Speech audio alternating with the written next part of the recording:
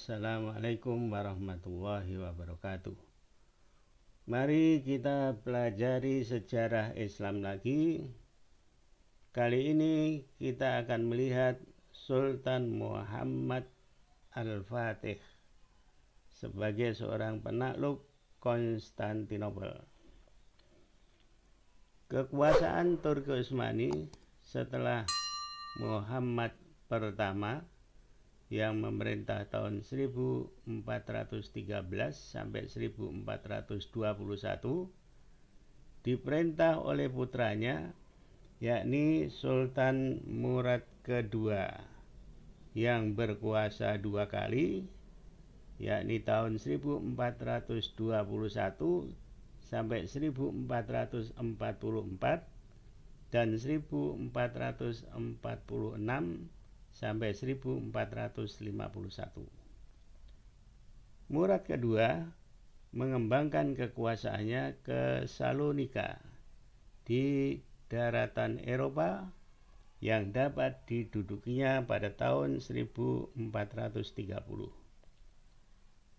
Ia ingin menaklukkan semenanjung Balkan, namun terhalang oleh pasukan sekutu pimpinan Hunain dari Hungaria. Murad kedua akhirnya mengadakan perjanjian damai dengan sekutu pada tahun 1444 yang berisi antara lain Turki Utsmani harus menyerahkan Aflak kepada Hungaria dan Turki harus hengkang dari Serbia. Perjanjian tersebut dikhianati oleh pihak sekutu Kristen yang menyebabkan perang lagi dan dimenangkan oleh Turki Utsmani.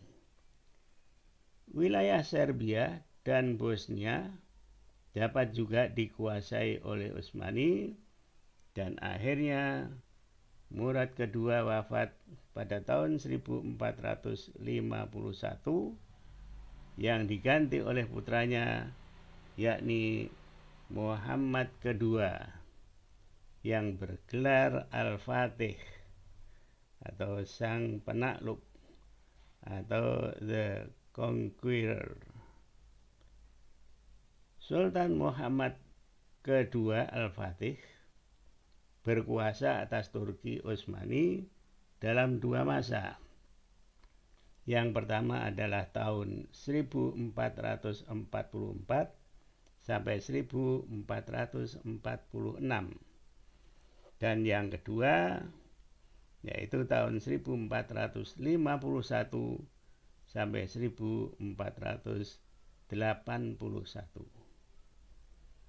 Ia adalah seorang yang cerdas dan menguasai 6 bahasa, yaitu bahasa Turki, bahasa Arab, bahasa Persia, bahasa Latin, bahasa Yunani, dan bahasa Ibrani atau bahasanya orang-orang Yahudi. Ia membereskan pemberontakan di Asia Kecil sebelum memblokade Konstantinopel. Kaisar Konstantinus ke-9 mengancam Sultan Muhammad kedua itu untuk membayar pajak yang tinggi dan mengganggu kekuasaannya dengan mendukung pengangkatan Orhan, yaitu cucu Sulaiman yang berlindung ke penguasa Bizantium tersebut untuk menjadi pimpinan Turki Utsmani. Sultan Muhammad II menghadapi ancaman tersebut dengan serius dan menyuruh pasukannya untuk membangun benteng-benteng yang kuat untuk mengepung ibu kota Bizantium tersebut. Kesulitan dan rintangan dihadapinya dengan penuh kecerdikan dan kesabaran, disertai dengan musyawarah Majelis Syura Kesultanan serta dipandu oleh para ulama kenamaan, antara lain adalah Syekh Ak Syamsuddin.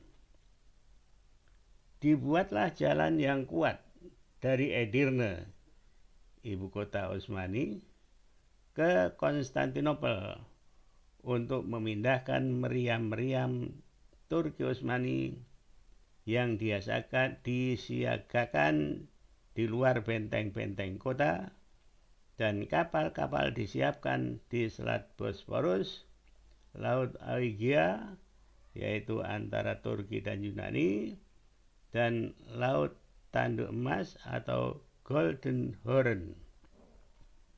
Sultan Muhammad II atau Al-Fatih memimpin pasukannya yang berjumlah sekitar 250.000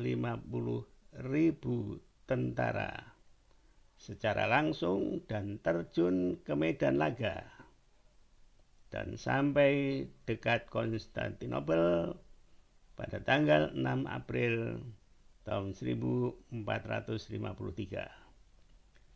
Meriam-meriam pasukan Utsmani yang ditembakkan ke arah tembok mampu membuka lubang tembok-tembok benteng tersebut. Maka berhamburanlah pasukan Turki Utsmani masuk ke dalam kota lewat lubang-lubang tersebut, sementara pasukan yang lain naik tangga buatan dan dapat masuk ke dalam kota.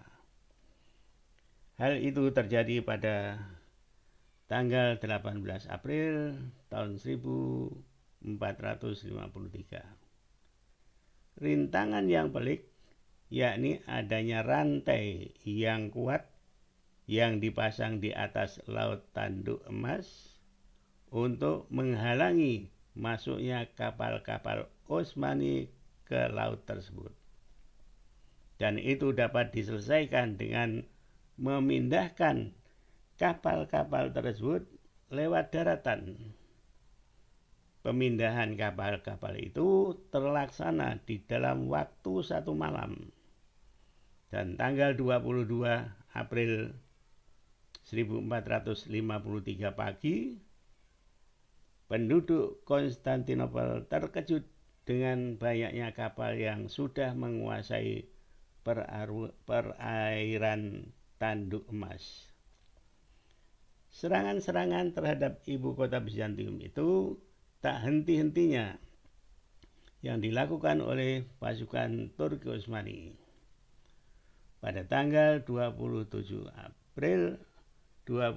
Mei 1453, Sultan Muhammad Al-Fatih menginstruksikan kepada tentaranya untuk membersihkan jiwa, mendekatkan diri kepada Allah SWT, merendahkan diri, mengharap agar diberi kemudahan dalam penaklukan.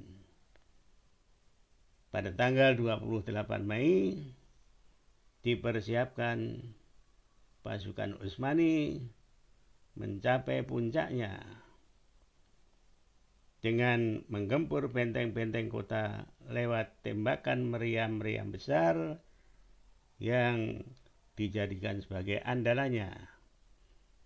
Dan pada tanggal 29 Mei 1453, komando serangan besar-besaran diserukan kepada para mujahidin untuk menaklukkan ibu kota Bizantium, disertai kumandang takbir yang membahana. Serangan demi serangan pasukan Utsmani lewat darat dan laut berhasil melukai panglima perang Bizantium, yaitu Giovanni Giustinian, yang akhirnya mundur sebagai panglima perang dan diganti oleh Kaisar Bizantium sendiri. Pasukan Utsmani dapat menembus kota lewat pintu gerbang Edirne dan berhasil mengibarkan bendera-bendera Utsmani di puncak-puncak menara yang dikuasainya. Sementara itu, Kaisar yakin tidak ada manfaatnya mempertahankan diri, dan ia lantas melepaskan pakaiannya sehingga tidak diketahui serta turun dari kudanya untuk ikut berperang hingga terbunuh dalam pertempuran tersebut. Selesailah peperangan untuk menaklukkan Konstantinopel dan Sultan Muhammad Al-Fatih menuju ke gereja Hagia Sophia, menemui para jemaah gereja dan para pendetanya, serta memerintahkan para pendeta untuk mengajak pulang jemaahnya ke rumah masing-masing dengan aman. Gereja Hagia Sophia diubah menjadi masjid dan Konstantinopel diubah namanya menjadi Istanbul, serta dijadikan pusat pemerintahan Turki Utsmani menggantikan Edirne sebagai ibu kota lamanya. Mari kita lihat bagaimana yang namanya kota Konstantinopel sebagai ibu kota kerajaan Bizantium itu dapat ditaklukkan oleh Sultan Muhammad II. Ini kita lihat adalah kota Konstantinopel. Sekian Edirne itu ada di sebelah sini.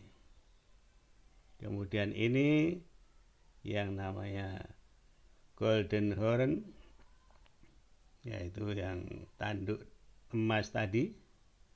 Kemudian ini ada rantai di sini sebagai pembatas dan penghalang kapal-kapal dari laut. Di sini ini ada Selat Bosporus, kemudian Aegean di sini. Nah, inilah kota Konstantinopel. Kemudian kita lihat Hagia Sophia, yaitu di sini.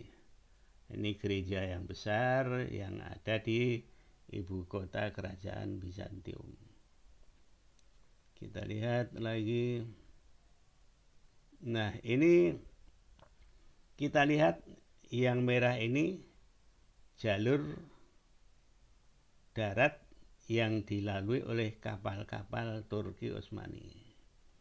Ada 70 kapal yang diseberangkan lewat darat untuk menghindari ini merupakan batas atau rantai yang dipasang oleh Konstantinopel agar supaya kapal-kapal tidak masuk ke sini. Kita lihat kemudian ini berarti kita lihat Selat Bosporus. Jadi ini keadaan sekarang. Selat Bosporus itu ada kapal ferinya, berarti selat ini menghubungkan antara daratan Asia dan sebelah sini daratan Eropa. Nah, kita lihat peperangan-peperangan tersebut di dalam gambar-gambar ini.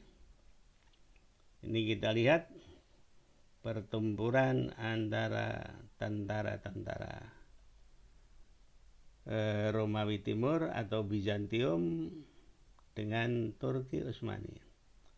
Nah, ini berarti tentara Turki Utsmani yang mereka ada pasukan kavaleri, pasukan berkuda, dan infanteri. Ya, berjalan kaki. Nah, kita lihat ini meriam-meriam yang besar. Kemudian yang dilontarkan itu batu-batu yang besar yang disediakan di dalam peperangan tersebut. Kita lihat lagi. Nah, ini benteng-benteng yang telah dilempari dengan meriam-meriam tadi, yang akhirnya ini bisa rusak. Dan ketika rusak mereka bisa naik benteng-benteng itu dan masuk ke kota Bizantium. Kita lihat, nah ini benteng-benteng Konstantinopel dinaiki oleh pasukan Utsmani dengan menggunakan tangga buatan. Nah, ini tangga yang dibuat oleh pasukan Turki Utsmani untuk naik ke benteng-benteng tersebut. Akhirnya mereka dapat menaiki benteng itu. Nah, ini berarti bendera yang sudah sampai ke puncak benteng-benteng itu. Kita lihat lagi. Ini juga begitu. Benteng itu sudah bergeser ke sini, kemudian dapat naik pasukan-pasukan ini sampai bisa masuk ke dalam benteng kota Konstantinopel. Nah, kita lihat ini.